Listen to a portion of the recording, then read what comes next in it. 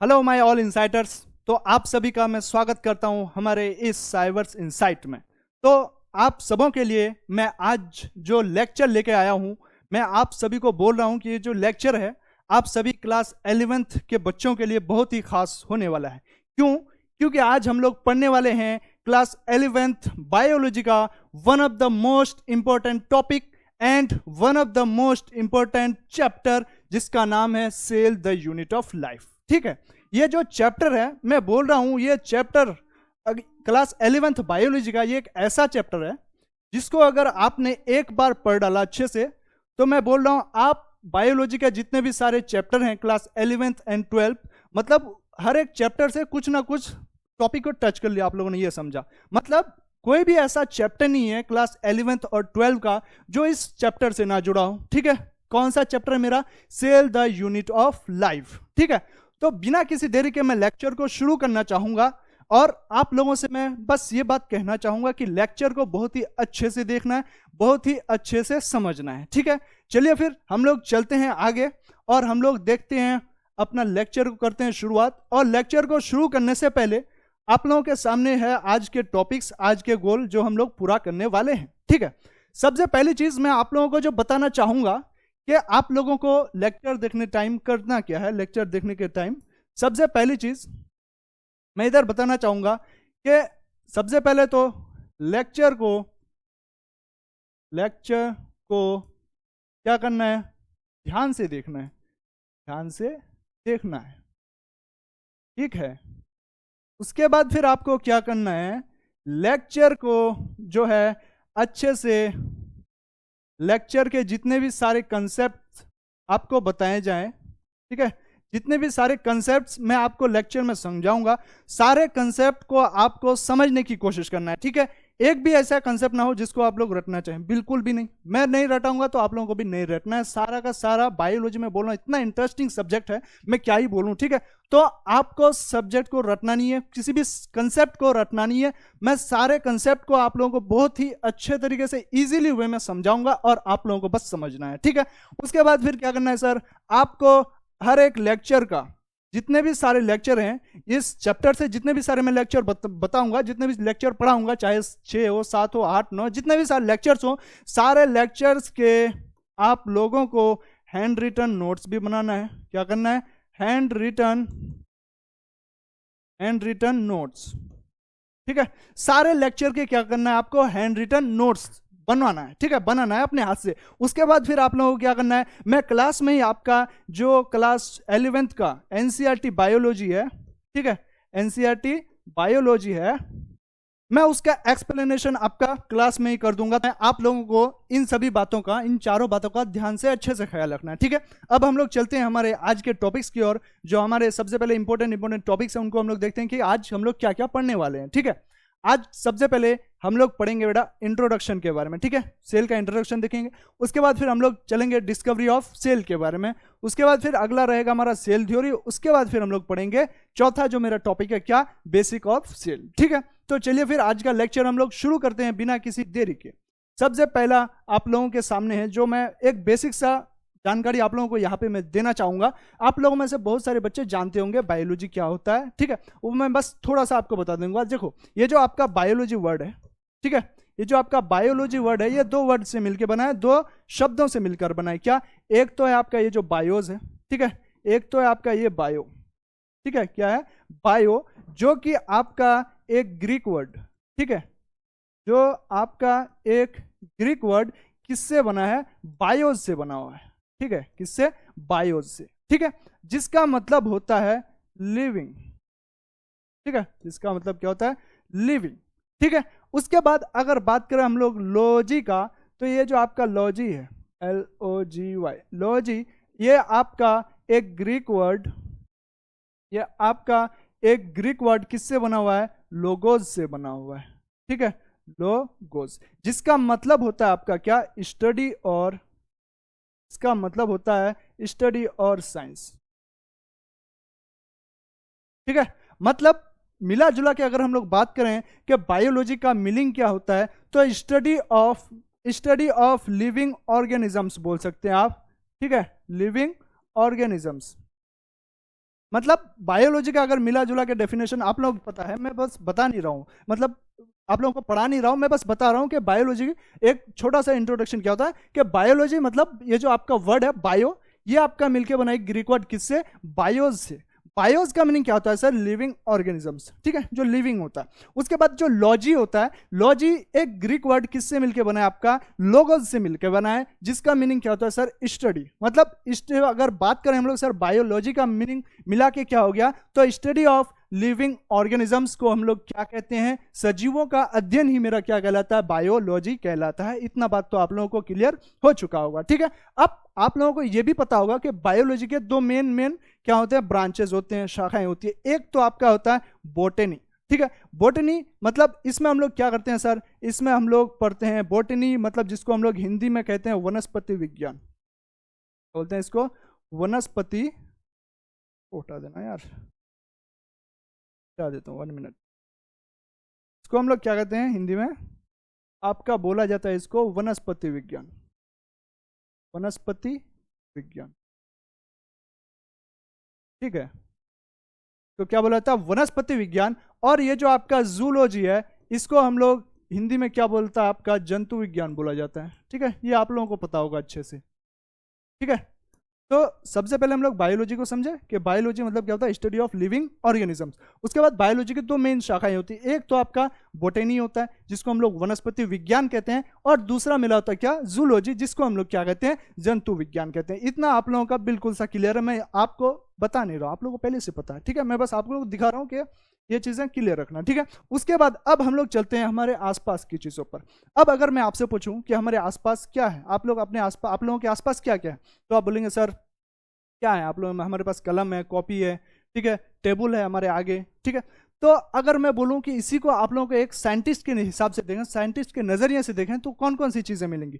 एक तो साइंटिस्ट के नजरिए से आप देखेंगे, एक उनको मिलेगा आपका लिविंग थिंग्स, और एक मिलेगा आपको क्या, नॉन लिविंग थिंग्स। अब ये जो आपका नॉन लिविंग थिंग्स है, ठीक है, यहाँ पे आपको किसका बात करूं, अगर मैं बात करूं किसका, नॉन लिविंग थिंग्स का, नॉन लिविंग थिंग्स का, तो आपका जो एनसीईआरटी है वो इन नॉन लिविंग थिंग्स को या फिर नॉन लिविंग ऑर्गेनिजम्स को, ठीक है, ऑर्गेनिज्म तो नहीं बोल सकते, नॉन लिविंग्स को आपका नाम देती है इन एनिमेट, ठीक है। क्या नाम देता है उसको, इन एनिमेट का। और जितने भी आपके लिविंग ऑर्गेनिजम्स होते हैं, ठीक है, क्या लिविंग ऑर्गेनिजम्स जितने भी सारे हैं, लिविंग ऑर्गेनिजम्स जितने भी सारी हैं, उनको आपका एनसीईआरटी नाम देते हैं एनिमेट का, ठीक है, एनिमेट। अब आप लोगों के मन में ये सवाल आता होगा कि ये कौन सा चीज है जो एक नॉन लिविंग को नॉन लिविंग बनाता है, यानी एक इनएनिमेट को इनएनिमेट बनाता है और एक लिविंग ऑर्गेनिज्म को लिविंग ऑर्गेनिज्म बनाता है। तो इस चैप्टर के हिसाब से देखें, ठीक है, वैसे डिफरेंसेस बहुत सारे हैं, ठीक है। अगर इस चैप्टर के हिसाब से मैं बात करूं, जो चैप्टर हम लोग पढ़ रहे हैं, इस टॉपिक के हिसाब से मैं बात करूं, वो कौन सा ऐसा चीज है जो एक नॉन लिविंग को नॉन लिविंग बनाता है और एक लिविंग ऑर्गेनिजम्स को लिविंग बनाता है, तो वो मैं बोलूंगा आपका सेल, ठीक है। क्यों, क्योंकि आपका जो नॉन लिविंग है उसमें अगर बात करें हम लोग, इसमें आपका जो होता है क्या, सेल अब्सेंट रहता है। क्या रहता है, सेल अब्सेंट रहता है, ठीक है।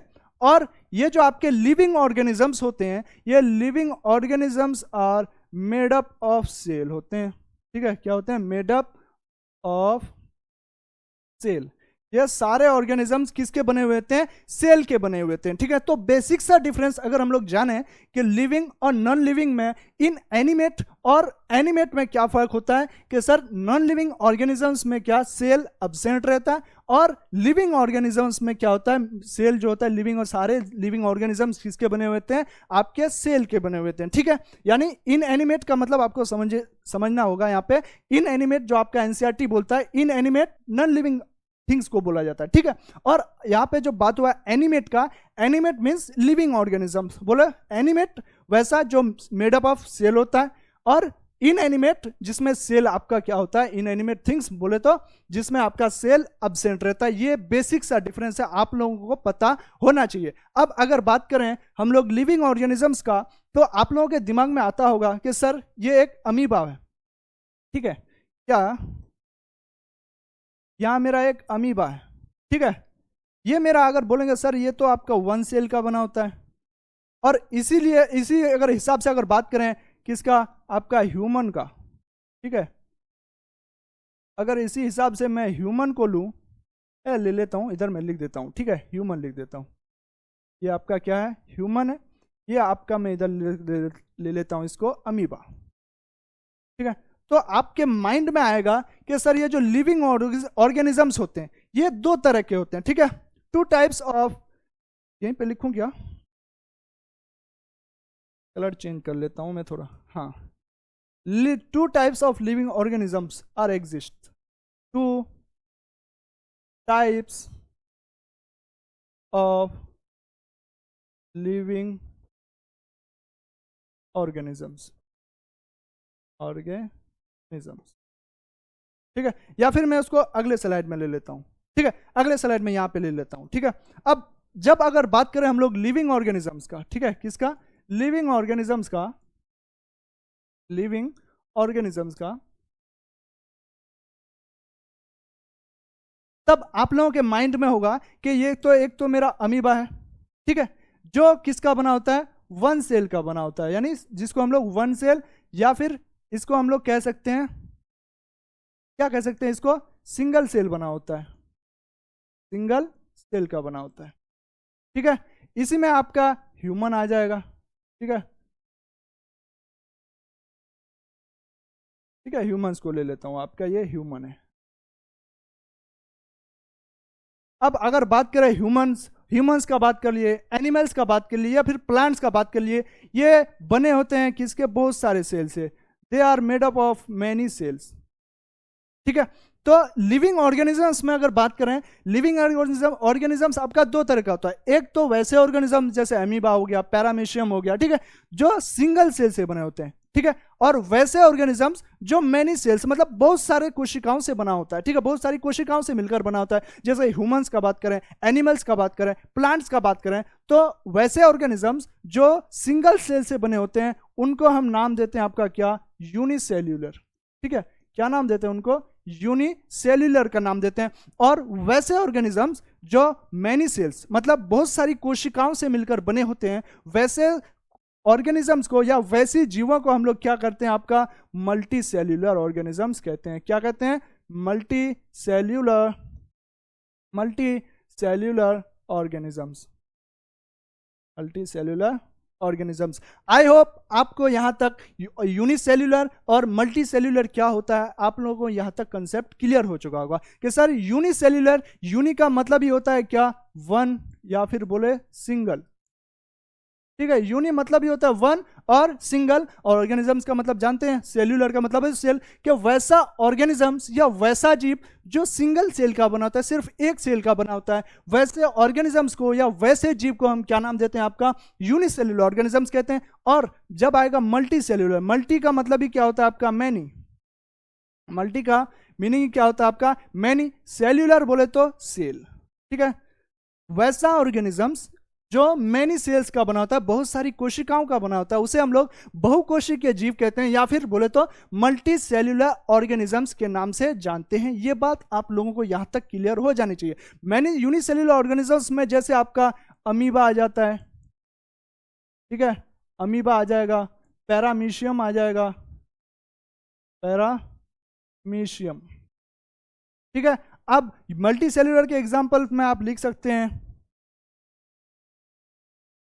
हाँ, ये आपका मल्टी सेल्यूलर का एग्जाम्पल आप क्या लिख सकते हैं, जैसे बात करें हम ह्यूमंस का, ठीक है, फिर बात करें हम प्लांट्स का, या फिर बात करें हम एनिमल्स का, ठीक है। तो ये सभी आपके क्या है, मल्टी सेल्यूलर ऑर्गेनिज्म है। तो मैं उम्मीद करता हूं कि आप लोगों को ये बात यहां तक क्लियर हो चुका होगा कि ये जो यूनिसेल्यूलर ऑर्गेनिजम्स कौन होता है और मल्टी सेल्यूलर ऑर्गेनिजम्स कौन होता है, ये बात आप लोगों को यहां तक पता हो चुका होगा, ठीक है। तो ये बेसिक सा डिफरेंस था। सबसे पहले हम लोग नॉन लिविंग और लिविंग ऑर्गेनिजम्स में डिफरेंस पता किया, ठीक है। नॉन लिविंग क्या होता है, वो कौन सा चीज होता है जो एक नॉन लिविंग को नॉन लिविंग बनाता है, और एक लिविंग ऑर्गेनिज्म को लिविंग ऑर्गेनिज्म बताता है, तो वो कौन सा चीज है, सेल है आपका, ठीक है। अब आपका एनसीईआरटी कुछ कहता है, मैं आप लोगों को यहाँ पे दिखाना चाहता हूँ, ठीक है। आपका एनसीईआरटी क्या कहता है, व्हेन वी लुक अराउंड, जब हम अपने आसपास देखते हैं, you see both living and non living, ठीक है। आप अपने आसपास जब भी देखते हैं तो बहुत सारी चीजें आप लोग जब प्लांट को देखें तो वो लिविंग ऑर्गेनिज्म हुआ, जब किसी टेबल हुआ, कुर्सी हो गया, फैन हो गया, इसको देखा, ये नॉन लिविंग ऑर्गेनिज्म होता है, ठीक है। तो जब हम लोग अपने आसपास देखते हैं तो हमें लिविंग नॉन लिविंग दोनों दिखाई देता है, ठीक है। यह आपका एनसीईआरटी बोल रहा है, you must have wondered and ask yourself, आप जरूर आश्चर्यचकित होंगे और अपने आप से पूछते हैं, what is that makes an organism living and what an inanimate, inanimate पढ़ रहा है ना, कि वो कौन सा ऐसा चीज है जो एक लिविंग ऑर्गेनिज्म को लिविंग ऑर्गेनिज्म बनाता है और एक इनएनिमेट बोले तो नॉन लिविंग को नॉन लिविंग बनाता है। तो आपका आंसर हो जाएगा the answer of this presence of basic unit of life, जिसको हम लोग बोलते हैं सेल का नाम देते हैं, ठीक है, द सेल, ठीक है। जब हम लोग अपने आसपास देखते हैं चीजों को तो हमें दो तरह की चीजें दिखती है, एक तो नॉन लिविंग और एक आपका लिविंग। तो आप अपने आप से जरूर ये पूछते होंगे कि एक कौन सा ऐसा चीज है जो एक नॉन लिविंग को नॉन लिविंग बनाता है और एक लिविंग को लिविंग बनाता है, तो उसका आंसर आपका क्या हो जाएगा, सेल। ये आपका एनसीईआरटी यहां तक कहता है। अब आगे बोल रहा है कि all organisms are composed of cells, ठीक है। जितने भी सारे ऑर्गेनिजम्स हैं, ऑर्गेनिज्म बोले तो जितने भी सारे, अब ऑर्गेनिज्म होगा मतलब उसमें सेल प्रेजेंट होगा, सेल प्रेजेंट होगा तो बोले तो लिविंग होगा, ठीक है। तो जितने भी सारे लिविंग ऑर्गेनिजम्स होते हैं वो सारे के सारे कंपोज्ड होते हैं, सारे के सारे बने होते हैं किससे, आपका सेल से, ठीक है। Some are composed of a single cell, ठीक है। कुछ ऑर्गेनिज्म जो होते हैं वो सिंगल सेल से बने होते हैं, जिनको हम लोग क्या नाम देते हैं, यूनिसेल्यूलर नाम देते हैं, ठीक है। उनको हम क्या कहते हैं, unicellular organisms. While other are composed of many cells, ठीक है। जबकि कुछ अन्य जीव होते हैं जो बहुत सारे हमारी जैसी कोशिका, हमारे जैसे जीव हो गए जो बहुत सारी कोशिकाओं से बने होते हैं, जिनको हम लोग क्या नाम देते हैं, मल्टी सेल्यूलर ऑर्गेनिजम्स का नाम देते हैं, ठीक है। ये आपका एनसीईआरटी बोल रहा था। तो एनसीईआरटी का एक्सप्लेनेशन आपको आई होप बहुत ही अच्छे से समझ आ चुका होगा। अब हम लोग चलते हैं मेरा अगला टॉपिक की ओर और हम लोग देखते हैं हमारा अगला टॉपिक। अब यहां तक पढ़ लेने के बाद नॉन लिविंग, लिविंग, इनएनिमेट और एनिमेट को जानने के बाद, मल्टी सेल्यूलर और यूनिसेल्यूलर को जानने के बाद आप लोगों के दिमाग में एक क्वेश्चन आता होगा कि sir what is a cell, एक कोशिका होता क्या है। तो आप लोगों को मैं बताना चाहूंगा, ये जो आपका सेल है, ठीक है, क्या है, ये जो आपका 1 मिनट, हाँ, ये जो आपका सेल है ये वर्ड सेल्यूला से बना है, किससे, सेल्यूला, ठीक है। ये जो आपका सेल है ना, सेल जिसको हम लोग कोशिका बोलते हैं, ये आपका एक वर्ड सेल्यूला से बना है, जिसका मीनिंग आपका क्या होता है, सेल्यूला का मीनिंग होता है आपका hollow space, hollow space. Hollow space आप लोगों को पता होगा, हॉलो स्पेस क्या होता है, नहीं पता तो मैं बता दूं, जिसको हम लोग खाली स्थान जो बोलते हैं ना, खाली स्थान, जिसको हम लोग अदर वर्ड्स में कंपार्टमेंट भी बोलते हैं, कंपार्टमेंट, क्या बोलते हैं उसको, कंपार्टमेंट। या फिर हम लोग इसको दूसरा नाम क्या देख सकते हैं, रूम। रूम क्या होता है, खाली होता है ना। तो आपका जो वर्ड है सेल, ये कहां से बना है, सेल्यूला से बना है, एक वर्ड सेल्यूला से बना है, ग्रीक वर्ड कौन सा है, सेल्यूला, जिसका मीनिंग होता है क्या, हॉलो स्पेस। ये बात आप लोग याद रखिएगा, ठीक है। हॉलो स्पेस मतलब खाली जगह, हिंदी में भी लिख देता हूं आप लोगों को, खाली जगह, ठीक है, खाली जगह, हॉलो स्पेस, या फिर इसको हम लोग कंपार्टमेंट बोलते हैं। सेल जो आपका होता है एक कंपार्टमेंट की तरह होता है, ठीक है, जिसके अंदर आप बोलेंगे सर सेल के अंदर होता क्या है, ठीक है। मैं कुछ शेप्स ले लेता हूं,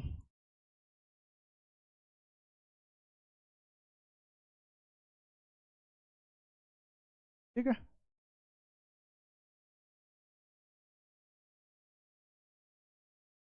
अब जैसे कि मेरा एक सेल है, यहां पे मैंने ले लिया, तो मैं थोड़ा फील भी कर देता हूं,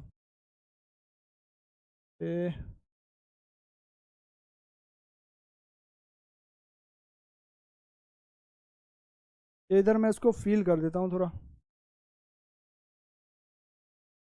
नहीं तो हटाओ, क्या ही दिक्कत है, उतना ना ही करने के बजाय मैं एक छोटा सा अपने हाथों से बना देता हूँ इसको, तो मैं हटा ही देता हूँ, सबसे बढ़िया आपका रहेगा हटा दिया जाए, ठीक है। हाथों से बना देता हूँ मैं,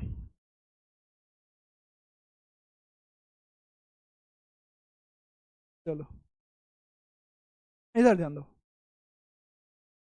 सपोज दैट मेरा कोई सेल है, ठीक है।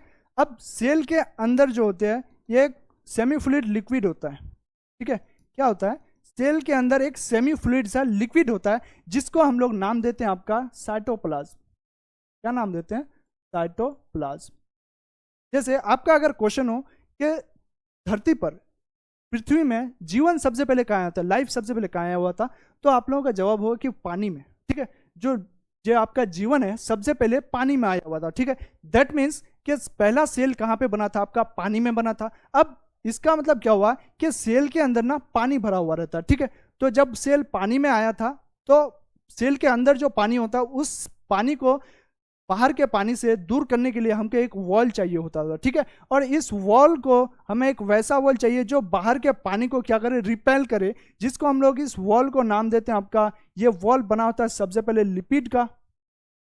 किसका बना होता है, लिपिड का बना होता है, ये वॉल लिपिड का बना होता है। और इस वॉल को हम लोग, ये जो वॉल होता है इसको नाम देते हैं हम लोग लिपिड मेम्ब्रेन का, या फिर हम इसको प्लाज्मा मेम्ब्रेन भी बोल सकते हैं। ठीक है, इतना आप लोगों को यहाँ तक। सबसे पहले सेल को समझिए कि सेल आपका होता क्या है। सेल एक वर्ड कहाँ से मिलके बना है, सेल्यूला से मिलकर बना है। सेल्यूला जिसका मीनिंग आपका क्या होता है, हॉलो स्पेस। हॉलो स्पेस मतलब या कंपार्टमेंट भी बोल सकते हैं, या फिर उसको आप लोग क्या बोल सकते हैं, रूम भी बोल सकते हैं। ये बात आप लोगों को यहाँ तक कंप्लीट होना चाहिए। ठीक है, अब अगर बात करें सेल के अंदर होता क्या है, सेल के अंदर इनसाइड सेल अगर बात करें, इनसाइड सेल अगर बात करें तो कुछ बोले तो केमिकल रिएक्शंस होते हैं, कुछ केमिकल रिएक्शंस चलते हैं। रिएक्शंस को मैं ऐसे लिखता हूं। ठीक है, सेल के अंदर कुछ केमिकल रिएक्शंस होते हैं, जैसे एनर्जी का प्रोडक्शन हुआ, प्रोटीन का बनना, तो ये सारे केमिकल रिएक्शंस कहाँ पे होते हैं, आपके सेल के अंदर ही होते हैं। ठीक है, उसके बाद अगर बात करें इनसाइड सेल, क्या होता है आपका, डीएनए प्रेजेंट होता है।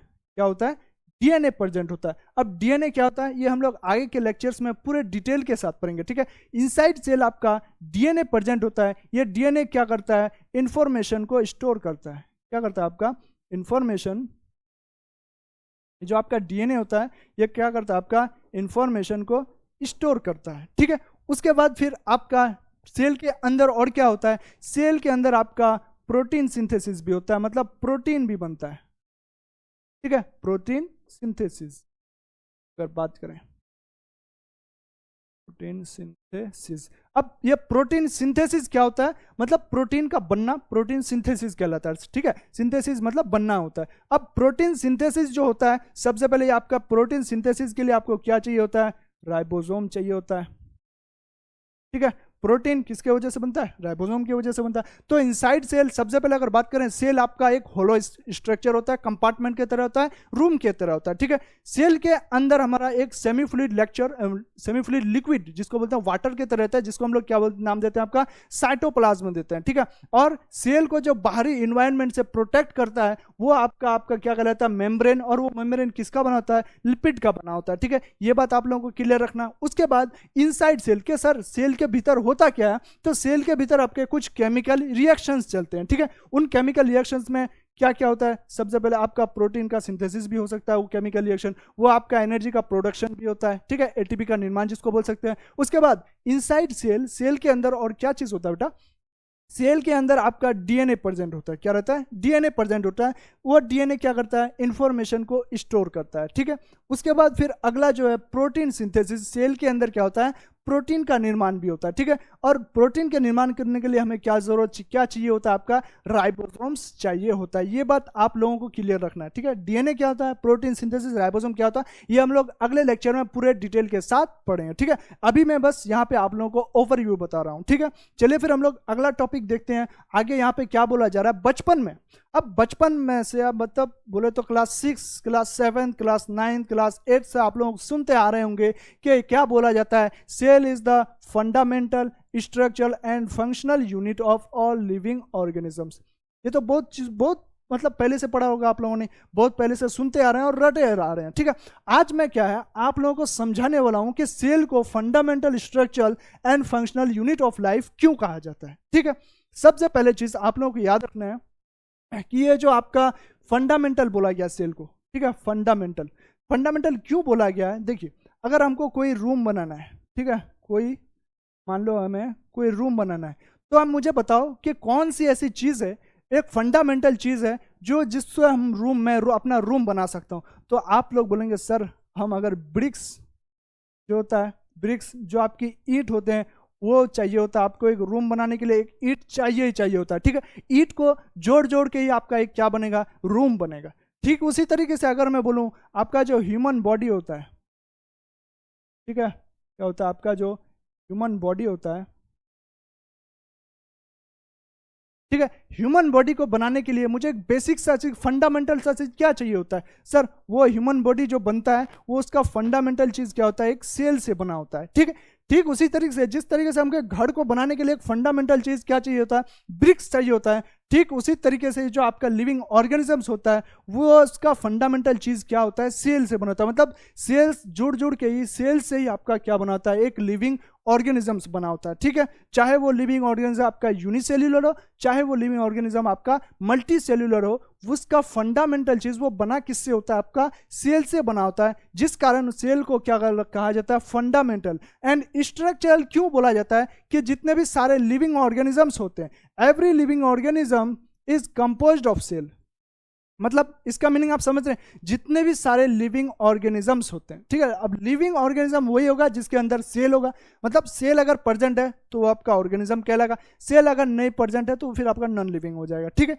तो वैसे सेल को स्ट्रक्चरल क्यों कहा जाता है कि एवरी लिविंग मतलब जितने भी सारे ऑर्गेनिजम्स होते हैं वो सारे के सारे कंपोज्ड होते हैं किसके, सेल के। वेदर दे आर यूनिसेल्युलर, चाहे वो आपका एक सेल का बना हो, और मल्टी सेल्युलर, चाहे वो आपका बहुत सारी कोशिकाओं से मिलकर बना हो। सारा का सारा स्ट्रक्चर जो होता है, उसका जो स्ट्रक्चर होता है वो किससे बना होता है, आपका सेल से ही बना होता है। ये बात आप लोगों को क्लियर रहना चाहिए कि सेल को स्ट्रक्चरल यूनिट क्यों कहा जाता है, कि और क्योंकि ऑल द ऑर्गेनिजम्स, जितने भी सारे जीव होते हैं वो सारा का सारा किससे बना होता है, आपका कोशिकाओं से मिलकर बना होता है। चाहे ऑर्गेनिज्म आपका यूनिसेल्युलर और चाहे आपका मल्टी सेल्युलर, ठीक है। ये बात आप लोगों को यहाँ तक क्लियर होना चाहिए। उसके बाद अगर मैं बात करूं आपका फंक्शनल यूनिट ऑफ लाइफ क्यों कहा जाता है, सबसे पहले अगर आप किसी ऑर्गेनिज्म के पास एक सेल है तो वो आपका इंडिपेंडेंट एग्जिस्टेंस कर सकता है। मतलब जितने भी सारे फंक्शंस होते हैं लाइफ के, किसी ऑर्गेनिजम्स के पास अगर वो एक कोशिका का बना है, एक सेल का बना है, दैट मीन्स वो जीवन यापन अपना एग्जिस्टेंस फुल एग्जिस्ट इंडिपेंडेंट के साथ कर सकता है। वो जितने भी सारे फंक्शंस एक लिविंग ऑर्गेनिज्म करता है, सांस लेना, रेस्पिरेशन हो गया, एक्सक्रीशन हो गया, रिप्रोडक्शन हो गया, ठीक है, या फिर अगर बात करें न्यूट्रिशन हो गया, वो सारी चीजें, सारे प्रोसेसेस कर सकता है इफ किसी ऑर्गेनिज्म के पास एक सेल होता है, ठीक है। वो इंडिपेंडेंट एग्जिस्टेंस आसानी से कर सकता है। सेकेंडली, सेल को फंक्शनल यूनिट क्यों कहा जाता है, क्योंकि ऑल इंपॉर्टेंट एंड एसेंशियल, जितने भी सारे महत्वपूर्ण और जरूरी काम होते हैं, functions of an organism are performed by cell. मतलब चाहे एनर्जी का बनना हो, चाहे रिस्पिरेशन के दौरान एटीपी का बनना हो, ठीक है, चाहे प्रोटीन का बनना हो, ये सारी प्रक्रियाएं, सारे प्रोसेसेस, सारे फंक्शंस आपके कहाँ होते हैं, सेल के अंदर ही होते हैं। और ये किसके द्वारा परफॉर्म किए जाते हैं, सेल के द्वारा ही परफॉर्म किया जाता है। दैट इज द रीजन कि सेल को क्या कहा जाता है, फंक्शनल यूनिट ऑफ लाइफ कहा जाता है, ठीक है। आपका एनसीईआरटी और एक बात बोलता है कि एनीथिंग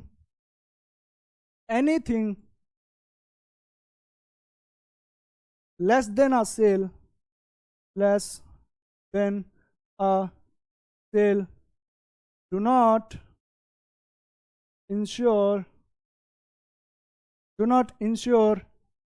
independent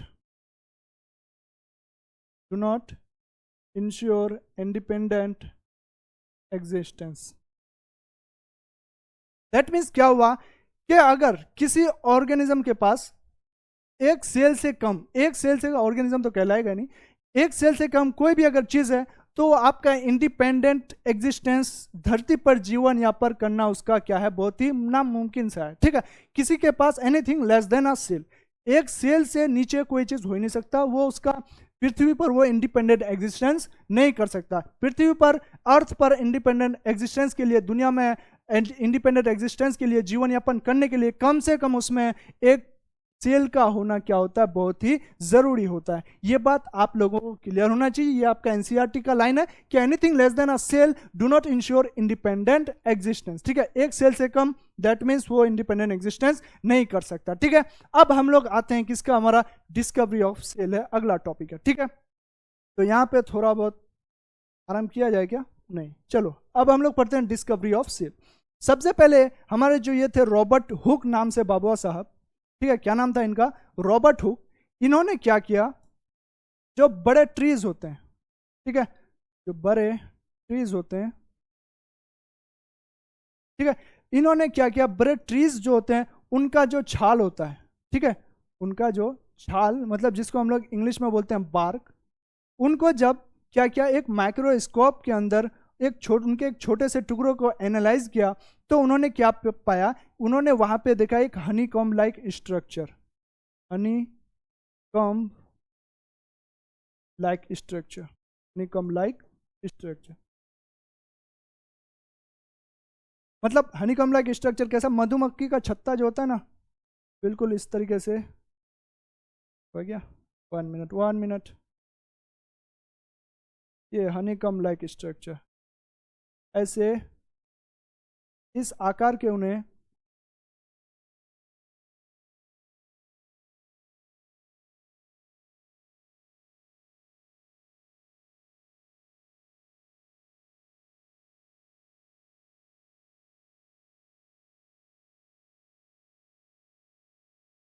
ठीक है, इस आकार का हनीकॉम्ब मतलब मधुमक्खी का छत्ता होता है ना, तो जब रॉबर्ट हुक ने एक प्लांट ट्रीज को लिया, ठीक है, उस प्लांट ट्रीज का जो छाल होता है उसको जब माइक्रोस्कोप के अंदर एनालाइज किया, तब उसने वहां पे क्या पाया, हनीकॉम्ब लाइक स्ट्रक्चर दिखा, वो जो इस तरह का, ठीक है, मधुमक्खी के छत्ते के तरह दिखा, ठीक है, जिसमें उन्होंने क्या किया, डेड सेल्स को ऑब्जर्व किया, किसको, डेड सेल्स को, डेड सेल्स को ऑब्जर्व किया।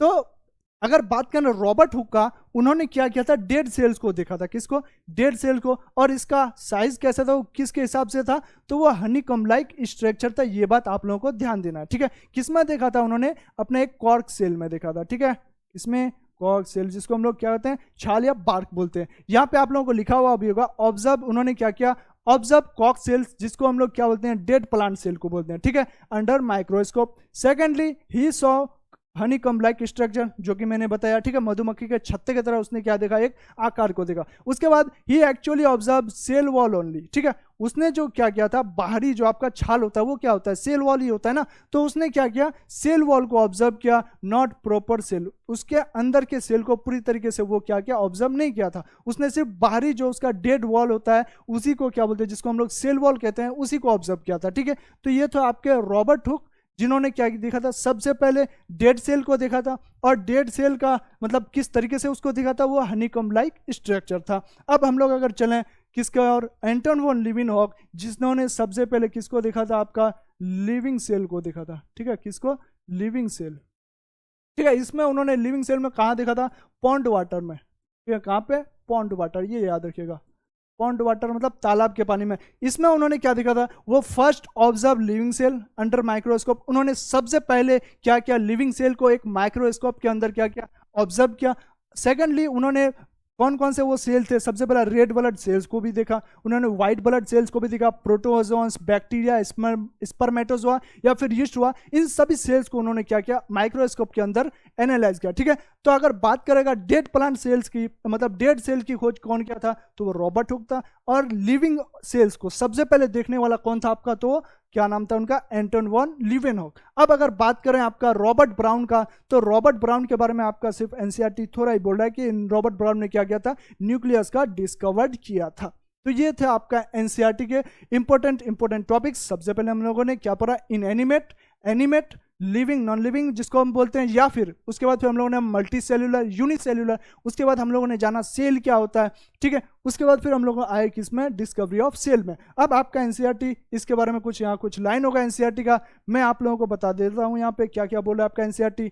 आपका एनसीईआरटी बोल रहा है unicellular organisms are capable of, जो एक कोशिकीय जीव होते हैं वो कैपेबल होते हैं इंडिपेंडेंट एग्जिस्टेंस, मतलब कोई भी ऑर्गेनिजम्स अगर एक सेल का बना है तो वो इंडिपेंडेंट एग्जिस्टेंस कर सकता है पृथ्वी पर, दुनिया पर, ठीक है। दुनिया के जितने भी सारे एसेंशियल फंक्शंस होते हैं वो एक लिविंग ऑर्गेनिजम्स के, वो सारा परफॉर्म कर सकता है। सेकंड ये बोलता है performing the essential functions of life, वो आसानी से जितने भी इंपॉर्टेंट और एसेंशियल फंक्शंस होते हैं लाइफ के, वो उसको परफॉर्म कर सकता है। आगे बोल रहा है आपका NCERT, anything less than a complete structure of a cell does not ensure independent living, ठीक है, मतलब आपका क्या बोला है कि कोई भी चीज अगर एक सेल से कम है वो क्या कर सकता है, इंडिपेंडेंट एग्जिस्टेंस नहीं कहलाता है, इंडिपेंडेंट लिविंग नहीं कहला सकता। ठीक है, hence cell is the fundamental, इसीलिए सेल को क्या कहा जाता है, fundamental structural and functional unit of all living organisms. ठीक है, ये बात आप लोगों को यहां तक क्लियर हो चुका होगा। अब आपका डिस्कवरी ऑफ सेल में आपका बोल रहा है एनसीईआरटी, क्या बोल रहा है ये कि ब्राउन, यहाँ पे अपना ना, Anton van Leeuwenhoek first saw and describe a live cell, मतलब जीवित कोशिका को सबसे पहले किसने देखा था, एंटन वन ल्यूवेनहॉक ने। उसके बाद आपका बोल रहा है कि Robert Brown later discovered the nucleus. That means इसमें आपका रॉबर्ट हुक के बारे में एनसीईआरटी ने कुछ ज्यादा बताया नहीं है, बताया किसके बारे में, एंटन वन ल्यूवेनहॉक के बारे में जिसने सबसे पहले लिविंग सेल को देखा। उसके बाद बताया गया रॉबर्ट ब्राउन के बारे में जिसने बाद में किसको खोजा, न्यूक्लियस को खोजा। ठीक है, the invention of the microscope and its improvement leading to the electron microscope revealed all the structural details of the cell, मतलब सेल के जितने भी सारे स्ट्रक्चरल डिटेल हुए वो बाद में इलेक्ट्रॉन माइक्रोस्कोप की आविष्कार के बाद, खोज के बाद अच्छे से और भी जाना गया उसको। ठीक है, तो ये था मेरा आज का टॉपिक्स। मेरा लेक्चर आज तक यहीं तक खत्म होता है। जो भी बच्चे यहाँ तक आके जुड़े, यहाँ तक लेक्चर को देखा, उन सबों का मैं धन्यवाद कहना चाहूँगा, शुक्रिया कहना चाहूँगा। अगर ये वीडियो आपको अच्छा लगा हो, कंसेप्ट समझ में आए, तो वीडियो को लाइक करते जाना और एक अच्छा सा कमेंट डालते जाना। और अगर आपको वीडियो में थोड़ा सा भी डाउट हो तो वीडियो में कमेंट जरूर करना। ठीक है, एक कमेंट मतलब जितने भी सारे डाउट्स हैं उसको आप कमेंट में लिख सकते हैं, और कौन कौन सी चीज़ें हैं जो मुझे इंप्रूवमेंट करना है उसको आप लोग कमेंट में डाल सकते हैं, ताकि मैं अगला लेक्चर आप लोगों के लिए और भी अच्छे से लेके आऊँ। ठीक है, तो आपका लेक्चर हम लोग यहीं तक आज खत्म करते हैं। तो थैंक यू माय ऑल इनसाइटर्स जो यहाँ तक जुड़े। ठीक है, मिलते हैं फिर अगले लेक्चर में, तब तक के लिए शुक्रिया, जय हिंद।